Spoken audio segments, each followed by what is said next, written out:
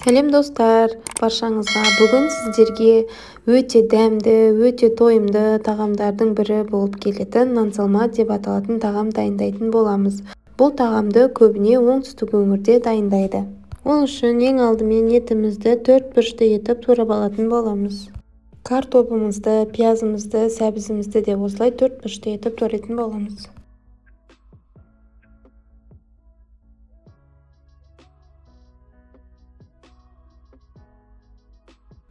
Чесногымызды да осылай ұсақтап турап алатын боламыз.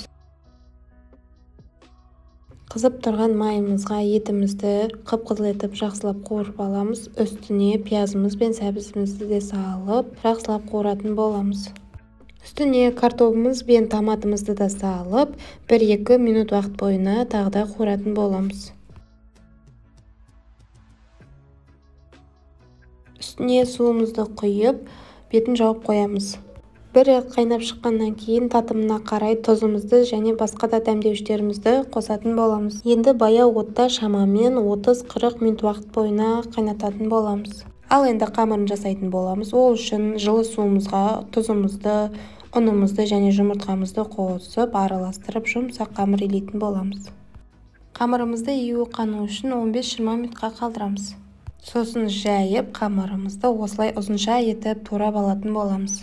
Осылай қайнаған суымызға қамырымызды пісіретін боламыз. Қайнаған суымызға шамамен жарты ас қасық тұз қосамыз. Қамырды салып жатқан кезде араластырып отырамыз, арасы жабысып қалмас үшін. Ал мінекей қамырымыз пісті. Енді үстіне салқын су құйып, қамырымызды сүзгішпен сүзіп алатын боламыз.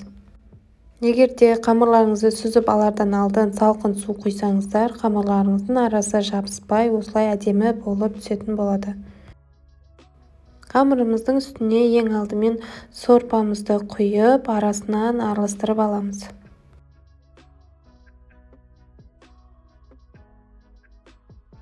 Соңынан барып үстіне картоп еттерімізді салып шығамыз. Ал мінекей достар, біздің өте дәмді, өте тойымды болып шығатын ұлттық тағамдарымыздың бірі нан салма деп аталатын тағамымыз дайын.